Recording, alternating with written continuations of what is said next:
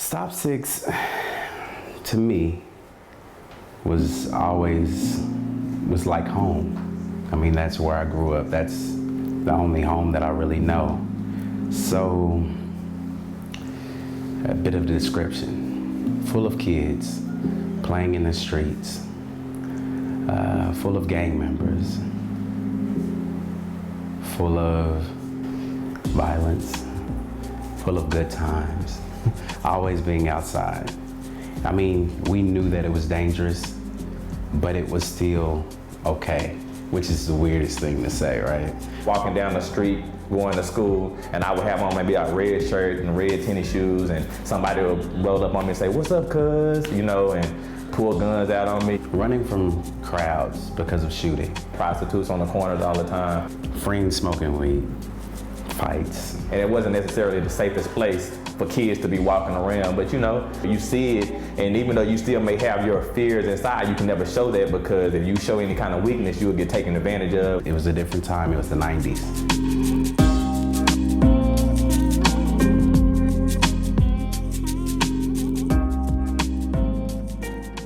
Initially, Stop Six was settled by white farmers. In 1896, Amanda Davis was the first black to buy land over in that area. But the Stop Six actually got its name from being the sixth stop on the interurban trolley that went between Dallas and Fort Worth. Over the years, there's people that are not reinvesting in their properties. A lot of people are moving out. We did have a gang problem, and so you had to be kind of cautious about your children. We created a group, and it was Worldwide P. We have a bunch of different names for the P. I always said it was a question mark because it fit whatever the situation was. So if you were in school and you were playing sports, you were a worldwide prospect. If you were the cool kid and had all the girls, you were a worldwide player. If you were going to school to learn how to be a preacher, you were a worldwide prophet. So it just depended on, you know, who you were, what you were trying to do, and it was supposed to fit you specifically, so that way it pushed you to become the best you that you could be. People considered that a gang, so they were trying to suspend us because we had that in the yearbook, but it wasn't a gang. It was just a group of brothers that were just friends. We were like uplifting each other. WWP saved my life. Those dudes raised me. Those are my fathers. I was very blessed in that way. When it boils down to it, the most influential people in the life of a young person is other young people. Mom and dad tells you things, teachers tell you the way you should go, counselors try to lead you in this direction. But you're gonna listen to your friends a lot of the times. We answered to each other, really, so we were kind of like the mob, right? We had rules, you know, we've got guidelines, we've got creeds, so we held each other accountable for it. Everything I know about being a man, these guys helped teach me. I learned how to tie a tie from being a dub. I learned how to fix a flat tire. I learned how to shave. I learned how to talk to the opposite sex. I learned how to do all of these things from my brothers. I wanted Quinton to understand it wouldn't be an excuse that I'm a single mother, so I don't care what statistics say. You will be a man of God. College is not a choice. It has to be done, and you will have morals. We were very close, but I didn't try to be his friend. I was determined to be his mother, which I think is ministry. We all slept on each other's couches at some point because, again, single moms, not always having, you know, way to school or not having money for lunch.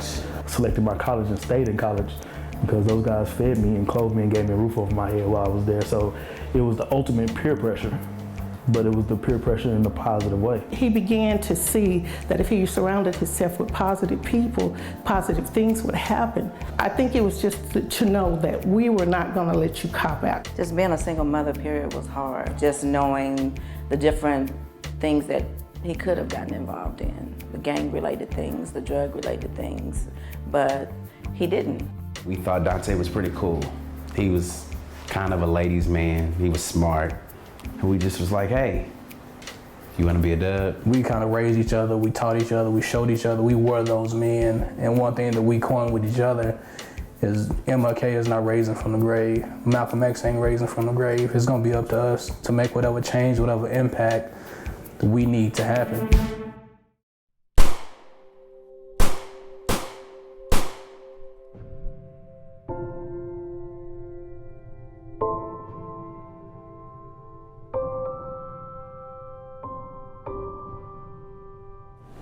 myself, Brother Dante, Brother Frank, Brother Derek, we've been in this room every Wednesday for the past 6 years.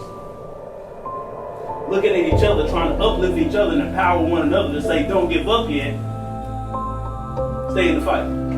This mess has to stop. You know, we were having a really good time sharpening one another and learning these things, growing each other as men. But at that point in time, it was pretty confined to that set group. Simultaneously is when it was really amped up, at least media-wise, about how unarmed black men were being killed. It wasn't something that was new to us. We knew about it, but it was hitting the national forefront at this point in time. So it was kind of just this perfect storm of those things occurring, of learning that we have to do something more than just sit inside of this place and learn what we feel like we're learning that's good for us. And simultaneously, we can see visibly that the nation is hurting, people are hurting within the city. They don't know what to do with it, there's not an outlet. That's what Community Frontline was birthed out of, is that how are we going to get men to begin to mobilize, to be able to do something about the issues, not just sit home and lament about them or hope that someone is going to do something. Who's going to step up and be the ones to do something about it? And that was the challenge that we wanted to put out there, and we wanted to be the first to start that. First one, we had roughly 70 guys or so, and we just sat down, we addressed the issue of the shootings, and then we also said, it's happened, now what? We got a whole whiteboard full of stuff because it's this much stuff and then some to address. And we some sorry individuals if we sit around and wait on somebody else to do it. We complain all the time and nobody wants to do anything. But let's stop tonight. If we're about anything, if we men, I need you to stop looking for Martin Luther King to get up in the grave. You are Martin Luther King. And if you don't believe that, that's why nothing's getting solved. I remember going home that night thinking, this is something I want to be a part of. It just felt right. When I moved to Fort Worth, I was looking for a way to plug in and to meet people. And so when I drove through Stop 6 for the first time, my initial thought was, you know, man, I didn't know that this was even in Fort Worth, this sort of setting. I was seeking diverse relationships. I wanted to live in a diverse context and not in sort of a whitewashed world. Frank, Dante, all the guys welcomed me right away. You know, they made it easy for me. They were more than welcoming. When the guys that formed Community Frontline, I heard about it through some conversations we had around diversity before that, and then just kind of jumped in with both feet and have been a part of everything I can get my hands on since. Funky time, funky time. I love my city.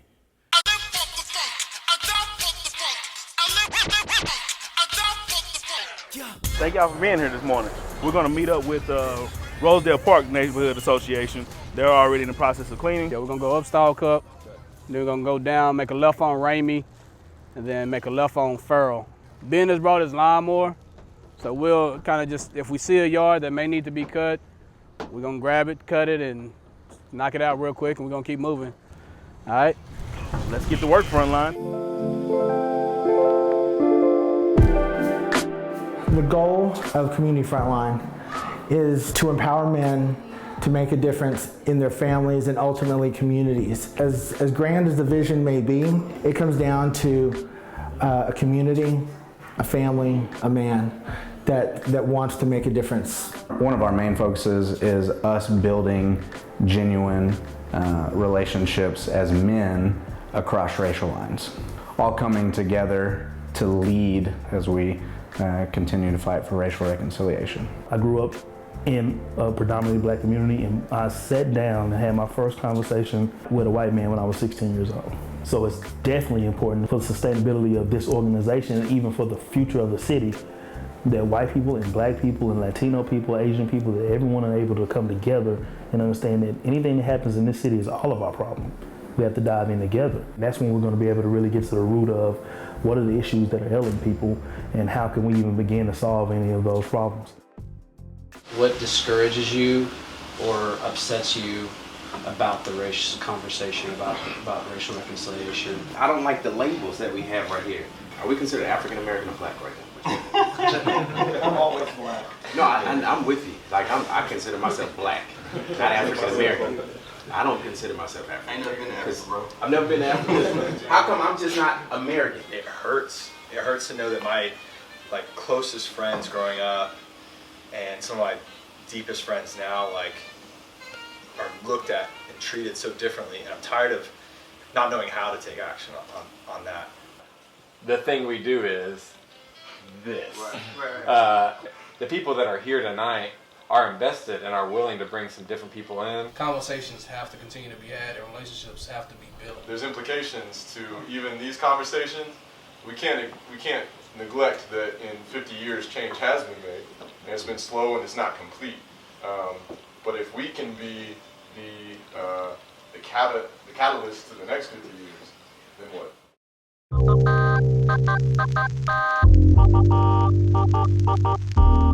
One thing that we didn't talk about, I really hadn't had a whole lot in those conversations, was just policing and race relations. Definitely might jump in there and add 2 cents. It's important for us to take time to sit and explain why it is we're doing what we do. We don't want our officers out here treating people with different color skin differently than they would treat anybody else, obviously. We don't train that way. It's important to kind of understand where each other's coming from. But if you don't have open dialogues, open, alleyways of communication, you can't ever have those conversations that figure out where each other's coming from. An encounter I had, wasn't here. I had a group of kids we took to Virginia for Junior Olympics. It was going, 5 to 10 miles over the speed limit. So pulled me over. Cool. Great. Yeah, I was speeding. Fine. He comes back to the car and his statement was, well, since you were, cooperative and respectful, I'm just gonna let you off with a ticket. And I was like, and so my immediate, what's happening? Right, and so I just looked at him. Yeah. And I looked at the coach, and I looked at the kids. I was like, okay, thank you. But it's like, you're gonna let me off with a ticket. What else did you have in mind? so it's not even that a guy did something wrong. It's just that I already perceived notion of past experiences. So when officers start on the department, they will say, I will do anything to become a police officer. I just want to serve my citizens. I want to go out there and fight the greater good, and do a great job. And they tell you that routinely. It's over and over again.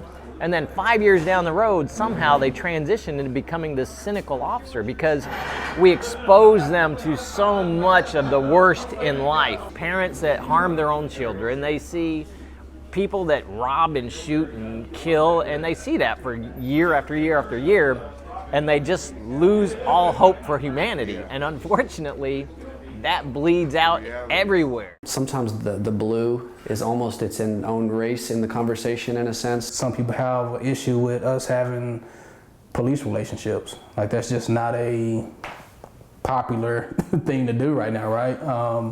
But those are needed.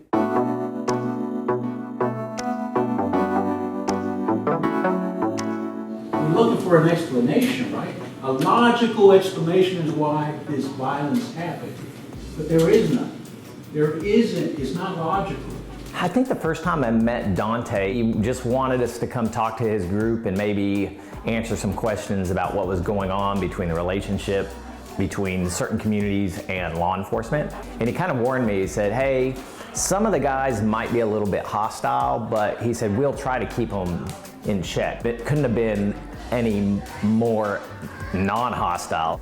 By engaging them, we've certainly seen that level of trust increase with them. That's another thing we're trying to do, is to walk the tension between calling injustice injustice, acknowledging good police work and that they're necessary and that they are heroes in the community when done right, but at the same time an acknowledgement of pain and suffering. And one of the things that's hard to do with that is we don't stand over these two groups as a transcendent third party, right? Each of us is sort of members in these things. So what Frontline has done for me has allowed me to not just kind of hear about in the news what's going on and police brutality and shootings, or just the kind of systematic racism concept, because there's a lot that you can know about that, but to really know a person who's actually encountering that day in and day out and hear their stories has been probably one of the biggest reasons that I I find purpose in what we do week in and week out with Frontline. I can't reach out to some of the people in the community as well as they can. And I hope someday, if I ever need them to stand with me and kind of help me explain myself to the community, they'll be there and say, look, listen to Captain Shed. You can trust what he has to say. We've been dealing with him for years now. At least give him the benefit of the doubt and let's hear him out. And I mean, I guess really that's all we can hope for. First of all, I am honored. I cannot commend you guys enough for the work that you're doing. Some great things start happening when men show up, and so that's what I'm about at Dunbar High School. So let me talk specifically about Dads of Dunbar. What does manhood looks like? You can't be what you've never seen. A lot of times I've learned in my time in education, I learn more from the students than they learn from me, right? So they come and we engage, we give back, we pour, and we have that one-on-one impact. Come on, y'all! Having an organization like Community Frontline to come in and say, hey, we're not just going to talk about it, we're going to be about it, that says something pretty significant. The majority of us that began Frontline, and we have our fathers growing up, so we understand the power of presence. It's hard for students to relate to someone they see every day, but if you have people in action, men in action in the community, that's pretty profound. Just their mere presence is enough to persuade a young man or a young woman to go on the right path. I have high expectations here. I want students to be engaged, teachers to be empowered, leaders to be nurtured, and I want success for all. So I think Community Frontline wants to support and empower and encourage and engage the men of this community to support the organizations of this community, particularly Dunbar High School.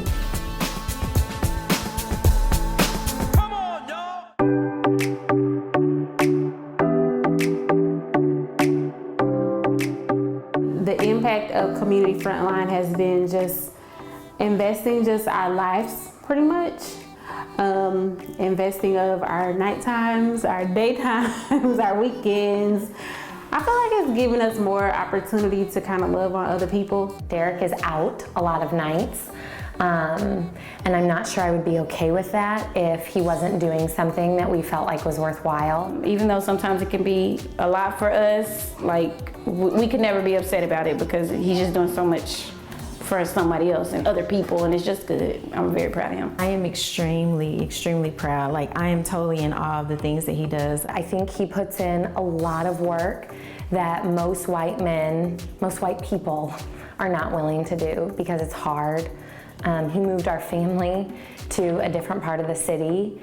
This is not what I imagined for my life at all, but I want my daughter to have Black friends. I want my daughter to know that as a white person, she has privilege and that she has a choice to either stand up for the other or not to. We have to instill in them that we're not here for us, we're here to give back to others. And if you're not here pouring into others, then what is your purpose? I just want my children to understand that, we are blessed. We're privileged to have the things that we have. I think it's really important that we teach our kids that it's not all about them. This is what you live for. You live to serve others. Hey guys, this is Shannon and Michelle. Hey. And we're here live in the studio ready to talk to you guys about life. Yep, that's right, life and relationships here on Meet the Stewards Reality Radio. We're so glad you guys decided to wind down your Tuesday evening with us. We have the founders of Community Frontline, so we're just excited to have you guys hanging out with us, and we appreciate you guys. I know that you guys have a special heart for the Stop 6 area. Absolutely. Is that right? What is it about Stop 6? To make it very clear and to not get it twisted, Community Frontline is completely about Fort Worth as a whole.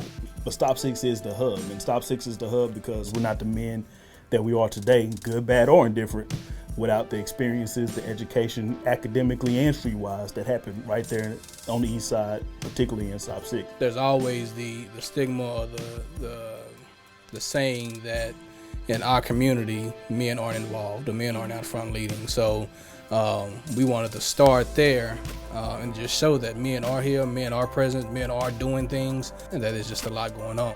I don't care if anybody ever remembers the name Community Frontline, and I really don't care if they remember me or us really, but the hope would be that living, breathing, actual men that keep doing the work, and there's change as a result of it. And we definitely want it to be about what we're leaving behind for our kids. And so one thing that we kind of say amongst ourselves is, Dr. King won't rise. Like he's not rising from that grave. Like he's gone. So we have to make sure that the next generation is actually living up to that. So since I have all girls, I want them to be able to understand what it looks like to see men out in front, men out leading. I want my sons to understand that this is your duty. This is who you are. That if you are given anything, any blessings whatsoever, they're not for you to hoard and for you to keep for yourself.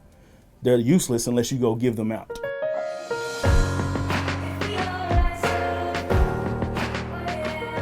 I guess I can't really put a number to how many lives have been changed by their involvement, how many crimes have been prevented through their involvement, because really it just takes one person sitting down, having that relationship with that youth and letting them know that, hey man, straying down this path of criminality is not the way to go. When they host the different events that they host, I just see more people coming out and trying to be involved and, being more involved in their kids' lives. We've got a $1.12 million plan for redevelopment of the old Stop 6 area and trying to get people to be proud of the neighborhood and really look back at the history of the community. I want to take the cringe away when people hear Stop 6. That's good. When people ask me where I'm from, and I do proudly boast Stop 6, I always get that face of, ooh, because they hear the negative perception. In some ways earned due to some real things that happened many years ago. But the neighborhood is being revitalized. I want people to really know that there's some excellent quality people and work, and it has its issues like any other community would. But if any community has issues, that's because the people in the community have to step up and do something. Oh yeah, oh yeah, oh yeah. And we should all rise up and give a standing no for the king, cause he's good. Yeah. Oh yeah, oh yeah. Uh-huh. Oh yeah, oh yeah. Oh yes sir. And we should all rise up and give a standing no for the king, cause he's good. Oh yeah, oh yeah. Oh yeah, oh yeah. Think about how far we came, man. We went from bootleg tours to high quality shows, from crate making beats to high quality pros, riding in our cars, sitting on planes, to tour bus rides, but the mission ain't changed. More fans in the stands don't mean we made it. God ain't more pleased cause radio stations played it. I'm praying we stay seeking his face, so we not disqualified from the race. And my brothers promised me this: if notoriety get the best of me, make me quit. And I promise that I'ma stick by you and edify you no matter how it gets. And to the fans, please promise me too. You listen to the words, believe them and gon' do. We do it for the Lord, but still we do it for you. They ain't never seen the gospel at work, show them it's true.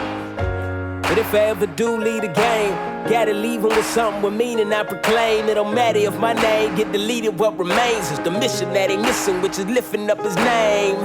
I read John's vision and it's plain. Christ reigns, so I'm sticking in my lane. Rap don't need me, reach don't need me, Christ don't need me. I'm limping cause I'm lame, but I'm carried by the one and only healer. Back to transition, homie, faith is getting realer. I'm just waiting for my savior to reveal a clearer vision of the only peace be stiller. I'm filled up in him, I'm still tucked in him. Once was lust driven, now I must trust the risen. Hey, pray for your brother cause I know that luck isn't the way I'ma succeed. Nothing's up to luck, is it? Of course not. Look, I ain't done trying to make a change. I'm just switching up the method, let me make it plain. Trying to find my position, I ain't forsake the game. And the win is the glory of the greatest name. Right.